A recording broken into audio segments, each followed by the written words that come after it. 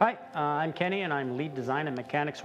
I want to talk about the tactical versions of our impact gloves just for a second. Carrying on the tradition of our retail versions of the impact gloves, our automotive or our high energy sector impact gloves, the gloves that are made for tactical, for law enforcement, for security, feature colorization, features materials, and features specific details that are catered towards its environment and its use. Sublimated track dry material, very high performance material, wicks and pulls perspiration away from your body, spreads it out over the material and lets the air dry it. The palm side of the material, as with all Mechanix wear gloves, 100% touchscreen capable for the life of the glove.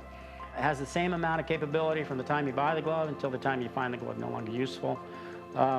It's embellished with armor text on the palm side of the glove to add grip, to add another layer of protection. Very highly rated in abrasion resistance, very highly rated in cut, puncture, and tear. We also use D3O on the palm side of this glove. We remove the sight holes so that it's I guess less visible when you're out in the field, and obviously visibility is a key thing when you're dealing with covert or with camouflage gloves.